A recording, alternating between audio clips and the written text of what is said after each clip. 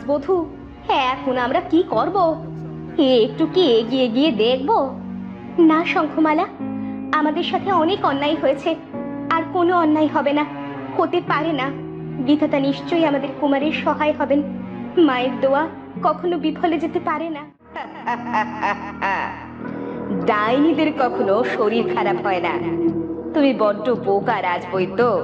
কি রাজা, আমার পোশাক কোথায়? আমি কিন্তু কোনো অজুহাত শুনবো না।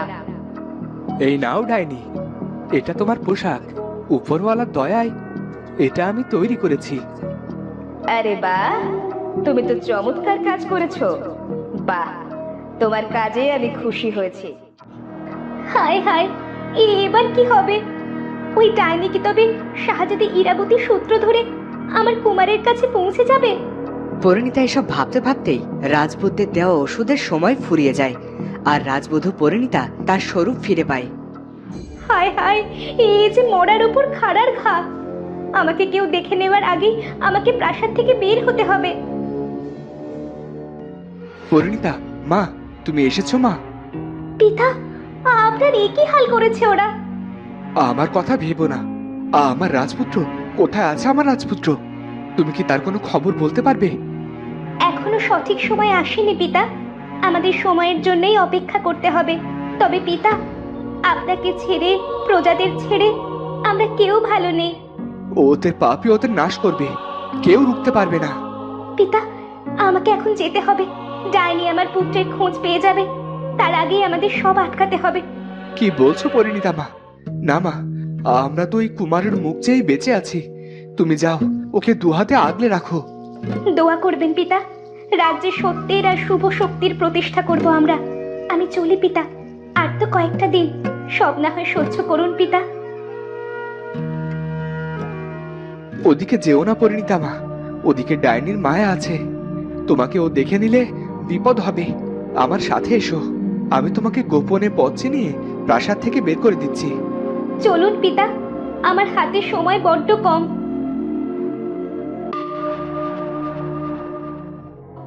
ওদিকে রাজপুত্র এতদিন পর পরিণীতা দেখা পেয়ে ভীষণ খুশি ছিল। কি রাজপুত্র, অর্ধেক পাথর হয়েও দেখছি তোমার মনে অনেক সুখ। ভালো থাকতে জানতে হয়, কুড়ে ঘরেও তো সুখ থাকে। আমি তো কারাগারকে আমার ঘর মনে করি, তাই সব সুখ এখানেই খুঁজছি। তুমি কি পাগল হয়ে গেছো? তুমি জানো তুমি কি বলছো? বদ্ধ উন্মাদ লাগছে তোমাকে। হাসালে ডাকিনি তারকা, আমি তো আমার ভালো মন্দের ভার নিয়তির উপরে সমর্পণ করেছি। আমার জন্য যা শুভ হবে নিয়তি সেই ব্যবস্থা নিজেই করে দেবে আমার জন্য।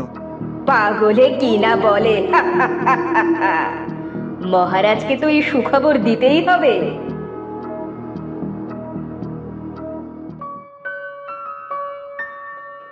রাজকুমার পৃথ্বীরাজ তার মায়ের জন্য অপেক্ষা করছিল। তার বড্ড চিন্তা হচ্ছিল। কুমার, কি হয়েছে তোমার? তুমি কি সারা রাত জেগে এখানে পায়চারি করছো? জানো পৃথ্বীরাজ, মহারাজও এমনই ছিলেন।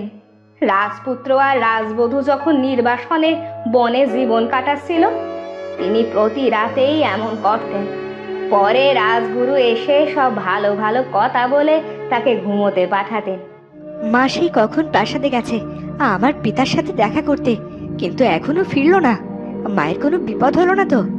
রাজবধূ ভীষণ বুদ্ধিমতী, তার কিচ্ছু হবে না। তুমি শুয়ে পড়ো, সকাল তো হয়ে এলো, দেখবে রাজবধূ ঠিকই ফিরে আসবে। মা, আমাদের বড্ড বিপদ বাবা, আমাদের এখনই কিছু করতে হবে, নয়তো বড্ড দেরি হয়ে যাবে। কি হয়েছে মা? পিতা ঠিক আছে তো? শাহজাদি ইরাবতী কোথায়? ও তো নিজের ঘরে ঘুমোচ্ছে। কি হয়েছে রাজবধূ? পরিণীতা ওদের সব খুলে বলল। দাসী তখন শাহজাদি ইরাবতীকে ডেকে নিয়ে আসলো। ইরাবতী, ইরাবতী, তুমিই একমাত্র আমাকে বাঁচাতে পারো, নয়তো তোমার সূত্র ধরে ওই ডাইনি তারকা আবারও আমার কাছ থেকে সব কেড়ে নেবে। তুমি আমাদের সাহায্য করো। কিন্তু আমি তো ওই লাল পদ্ম ফুল রাজকুমার পৃথ্বীরাজকে দিয়ে দিয়েছি, আর আমার ওপর থেকে ডাইনির সব মায়া কেটে গেছে। এখন ওই গুহায় প্রবেশের অর্থ হলো আমার মৃত্যু। না না, আমি মা হয়ে তোমাকে কিছুতেই মৃত্যুর দিকে ঠেলে দিতে পারি না। তুমি ভেবো না, যাও যাও বিশ্রাম নাও। পৃথ্বীরাজ, শঙ্খমালা, তোমরা সবাই গিয়ে ঘুমিয়ে পড়ো, আমি দেখছি। কিন্তু মা। কোনো কিন্তু নয় পৃথ্বীরাজ, তোমরা এখন এসো। তখন সকলে সেখান থেকে চলে গেল।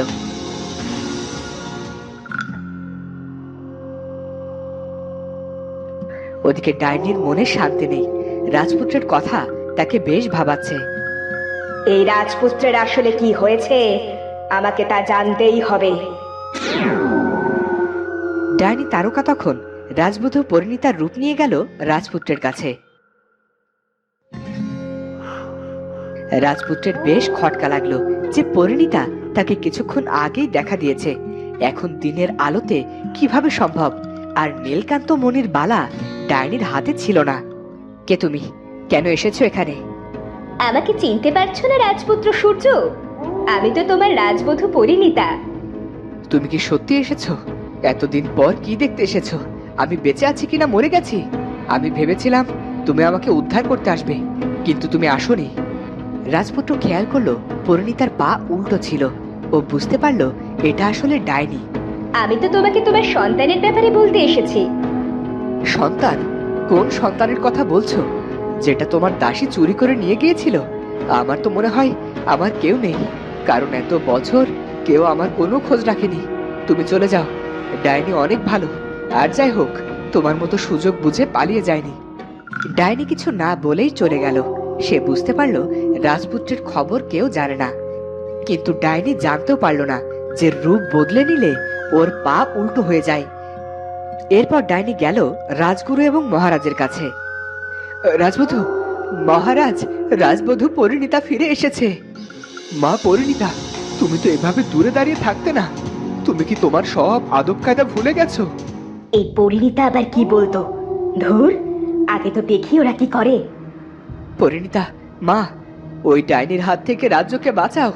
কোথাও কেউ ভালো নেই। রাজপুত্র কোথায় আছে তা কেউ জানে না। তুমি রাজপুত্রকে ফিরিয়ে নিয়ে এসো। তুমি কেন কিছু বলছো না মা পরিণীতা? তুমি কি চাও না? তুমি কি চাও না সব আগের মতো হয়ে যাক? না, চাই না।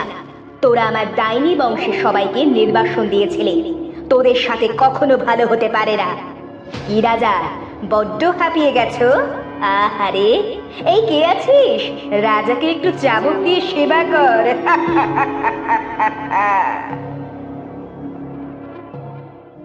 আমাদের আরো সাবধানে থাকতে হবে। ডাইনির মায়ার শক্তিতে ও যে কারো রূপ নিতে পারে। চোখ কান খোলা রাখতে হবে।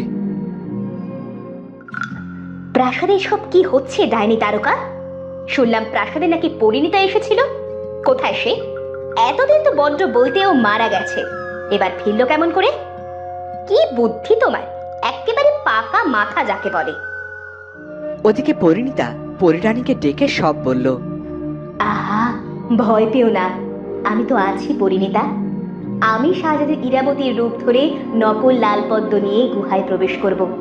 ডাইনি এসে আমাকে সুরক্ষিত দেখলেই তো আর কোনো ভয় নেই।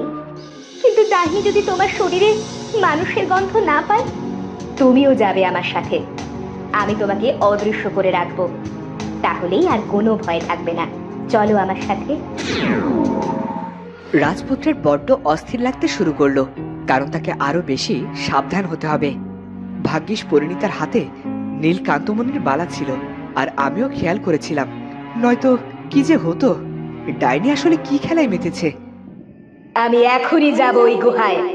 আমাকে দেখতে হবে লাল ফুল আর শাহজাতি ঠিক আছে কিনা। কি ডাইনি তারকা, এত মন দিয়ে কি গভীর ষড়যন্ত্রের জাল বুনছো? জাদু আয়না, আমাকে দেখাতো রাজকন্যা সুপ্রিয়া এখন কি করছে। এখন কি নিজের বন্ধুকেও অবিশ্বাস করছো?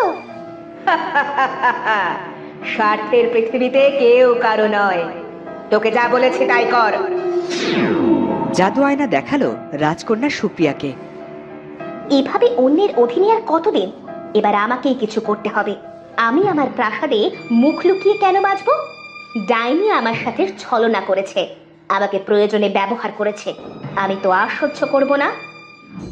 জাদু আয়না বন্ধ কর, আমি আর এসব দেখতে চাই না। কেন ডাইনি তারকা, তুমি এবার আমার কথা বিশ্বাস করলে তো? তুই ঠিকই বলেছিস, কাছের মানুষেরাই পেছন থেকে আঘাত করে। বাকি শত্রুদের তো আমরা সামনে থেকেই মোকাবিলা করি। যে তোমার বিশ্বাস নিয়ে খেলছে তুমি তাকে শাস্তি দেবে না? তোমার তো অনেক ক্ষমতা, নাকি সবটাই এতদিনে মরিচা ধরে গেছে?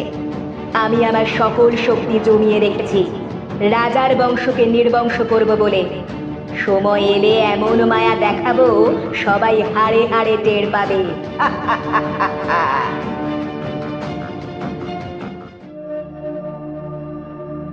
মহারাজ, আমাদের আর বসে থাকলে চলবে না। ডাইনি আর সুপ্রিয়াকে উচিত শিক্ষা দেব আমরা। কিভাবে? রাজগুরু মহারাজের কানে ফিসফিস করে কিছু কথা বলে। এতে কাজ হবে বলছেন রাজগুরু মশাই? তো বন্ধুরা, রাজকন্যা সুপ্রিয়া কি করতে চায়? ডাইনি কি আবারও সুপ্রিয়ার সাথে তার বন্ধুত্বের অন্তিম পর্ব ঘটাবে? সেটা জানবো আমরা পরের পর্বে। আর আজকের ভিডিওটি ভালো লাগলে অবশ্যই চ্যানেলটি সাবস্ক্রাইব করে বেল আইকনটি বাজিয়ে দিও। দেখা হচ্ছে পরের ভিডিওতে। ধন্যবাদ।